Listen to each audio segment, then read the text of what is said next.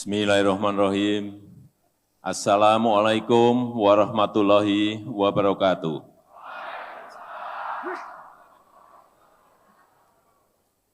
Selamat sore, salam sejahtera bagi kita semuanya. Shalom, Om Swastiastu, Namo Buddhaya, salam kebajikan. Yang saya hormati Menteri Hukum dan HAM yang hadir di sore hari ini dan para menteri yang hadir. Yang saya hormati Ketua Badan Pengawas Pemilihan Umum, Bapak Rahmat Bagja, beserta pimpinan dan anggota Bawaslu RI,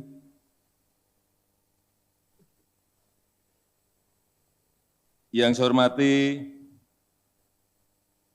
Gubernur DKI Jakarta yang juga hadir sore hari ini,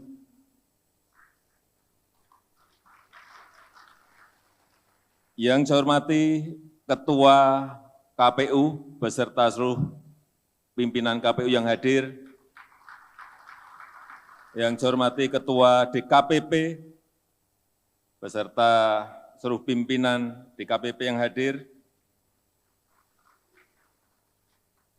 yang saya hormati Ketua dan anggota Bawaslu Provinsi seluruh Indonesia, yang saya hormati Ketua dan anggota Bawaslu Kabupaten dan Kota, dari Sabang sampai Merauke, dari Miangas sampai Pulau Rote, yang saya hormati Ketua dan anggota Panwaslih Aceh,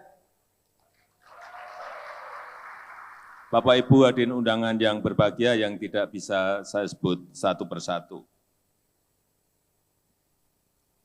Pengawasan pemilu menempati posisi yang sangat sentral untuk membangun pemilu yang berkualitas, untuk membuat hasil pemilu dipercaya oleh rakyat kita. Sebagaimana perintah undang-undang, kita harus mempersiapkan pemilihan serentak untuk presiden dan wakil presiden, DPR, DPD, DPRD, dan dilanjutkan pada pilkada serentak pada tahun yang sama. Pemilu dan pilkada 2024 ini akan menjadi pesta demokrasi terbesar dalam sejarah pemilu di Indonesia dan mungkin terbesar di dunia. Karena dilaksanakan serentak dalam tahun yang sama. Dibandingkan dalam pemilu-pemilu sebelumnya, ini akan menjadi pekerjaan yang sangat besar. Hati-hati mengenai ini. Dan mungkin juga yang terberat. Kita juga harus ingat hati-hati mengenai ini, yang melibatkan jumlah pemilih yang sangat besar, dengan rentang wilayah pemilihan yang luas, dan kondisi geografis kita yang sangat beragam. Tapi saya percaya dengan pengalaman yang kita miliki dalam penyelenggaraan pemilu-pemilu sebelumnya, kita memiliki, saya merasa, kita memiliki bekal yang sangat cukup untuk mempersiapkan pemilu ke depan yang jauh lebih berkualitas. Kualitas pemilihan umum merupakan fondasi politik yang penting di dalam kita bernegara dan berpemerintahan. Untuk itu, pengawasan pemilu, peran Bawaslu menempati posisi yang sangat sentral. Untuk menjaga integritas pemilu, pengawasan harus dilakukan di semua tahapan pemilu. Seluruh prosesnya harus diawasi dengan sangat cermat, ditangani dengan sangat hati-hati untuk mewujudkan, sekali lagi, pemilu yang berkualitas. Saya ingin mengingatkan bahwa dalam proses demokrasi, kepercayaan adalah kunci. Kepercayaan adalah kunci. penyelenggaraan pemilu yang terpercaya akan membuahkan sebuah legitimasi yang kuat. Ibarat pertandingan bola, semua akan menerima dan mengakui hasil pertandingan jika prosesnya dilakukan secara adil dan berintegritas. Ini misalnya soal daftar pemilih tetap DPT. Tiap pemilu selalu menjadi polemik, selalu menjadi bahan untuk menuding ada kecurangan. DPT ini selalu diulang-ulang. Oleh sebab itu saya berharap Bawaslu benar-benar bekerja keras untuk mengawasi proses penyusunan DPT ini.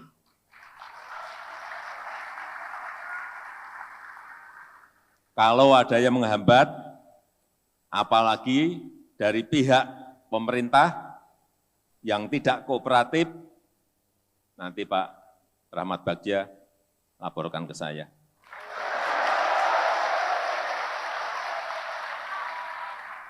Karena urusan DPT ini sangat krusial. Dari tahun ke tahun selalu ini terus yang menjadi bahan. Dan sangat mempengaruhi trust, mempengaruhi kepercayaan masyarakat kita. Padahal yang namanya data itu, kita ini paling lemah di urusan data. Karena memang geografis kita rentangnya sangat panjang dan sangat beragam. Untuk itu, sekali lagi Bawaslu harus selalu hadir untuk memastikan proses pemilu yang bebas dan rahasia, serta jujur dan adil. Pada kesempatan yang baik ini saya ingin menekankan beberapa hal.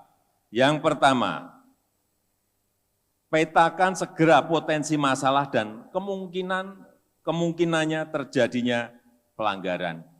Harus dipetakan. Pusat memetakan, provinsi memetakan, Bawaslu di kabupaten kota memetakan, Bawaslu di kecamatan memetakan, semuanya akan lebih memudahkan. Perhatikan satu persatu setiap kemungkinan, jangan ada yang terlewat. Lakukan perencanaan yang matang. Siapkan langkah pencegahan, siapkan langkah-langkah mitigasi, siapkan langkah-langkah antisipasi. Jangan sampai ada kejadian kita baru untang-panting. Yang kedua, fokus pada upaya-upaya pencegahan. Jangan hanya bekerja saat terjadi pelanggaran. Tidak diam atau pasif menunggu pengaduan, tetapi sejak dini mencegah terjadinya gesekan yang bisa menimbulkan benturan-benturan sosial. Gesekan sekecil apapun, segera selesaikan. Saat itu juga, jangan tunggu membesar. Bawaslu ini hati-hati loh, Bawaslu ini sangat kuat.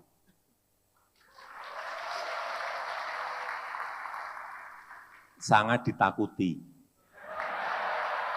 Tapi Bapak Ibu Saudara tidak merasakan. Bahwa Bapak Ibu itu disegani, ditakuti. Karena saya pernah dipanggil Bawaslu Jakarta.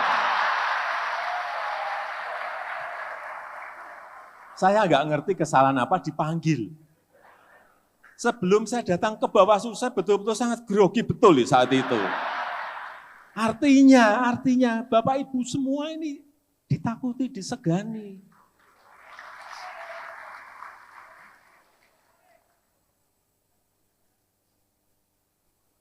Peserta pemilu siapapun lah, capres, cawapres, atau cagup, cawagup semuanya. Kalau Bapak Ibu panggil itu, percaya saya, grogi.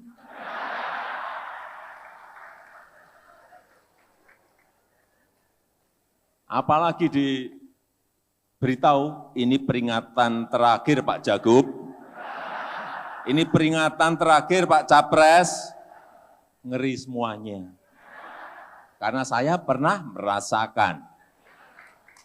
Saya ngomong ini karena saya pernah merasakan dipanggil dan saya takut betul saat itu. Dan saya berharap Bawaslu tidak hanya berhenti pada level pengawasan teknis pelaksanaan tahapan pemilu. Tidak hanya berhenti di situ. Bawaslu juga harus punya indeks kerawanan pemilu. Ini bagus dan jangan berhenti hanya sampai di situ.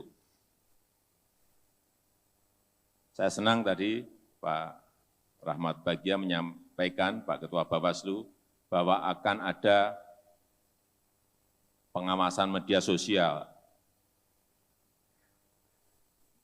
Ada polisi cybernya di situ. Karena memang problemnya sering dimulai dari medsos. Ngipas-ngipasi dimulai dari situ. Nanti lapangannya akan menjadi ramai dan panas karena kipasan dari medsos. Oleh sebab itu saya setuju sekali tadi Pak Ketua Bawaslu menyampaikan itu. Ya, di dalam dunia nyata nggak ada apa-apa. Ini dari mana kok ribut isunya? Medsos pasti, udah nggak ada yang lain. Dan salah satu faktor kerawanan di pemilu-pemilu, di pilkada-pilkada itu adalah soal politik identitas, politik sara dan hoax. Ini hati-hati mengenai ini. Hati-hati, kita ini beragam, agama, suku, ras, beragam. Hati-hati kalau ada percikan kecil mengenai ini, segera diperingatkan. Nggak usah ragu-ragu, segera peringatkan. Panggil, pasti grogi.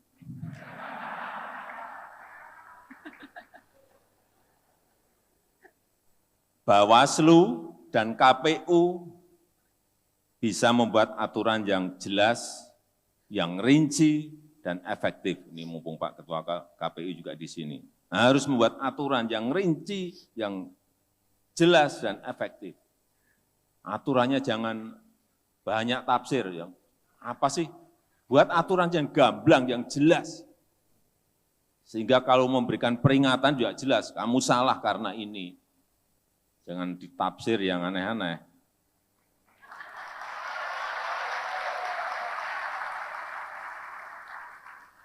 Jika gedoknya itu jelas, ini salah, dok. Udah. Sekali lagi kita tidak bisa bersantai-santai dengan politik identitas, politisasi agama, politik sara, jangan berikan ruang apapun kepada ini. Ini sangat berbahaya sekali. Ini bisa menjadi peluang pihak lain untuk memecah belah keutuhan negara kita, keutuhan kita sebagai sebuah bangsa. Yang ketiga, bekerja cepat, responsif, dan selalu berada dalam koridor hukum. Pegangannya memang koridor hukum, merespon dan menyelesaikan pengaduan dengan cepat, menindak dan menyelesaikan berbagai pelanggaran dengan tegas.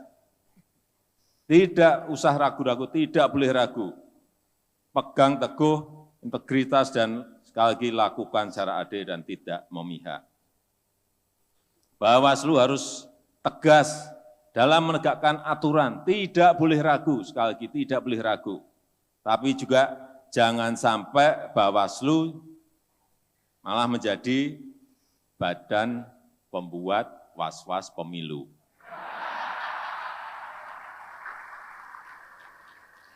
Begitu tadi saya beritahu Bapak itu ditakuti dan disegani loh.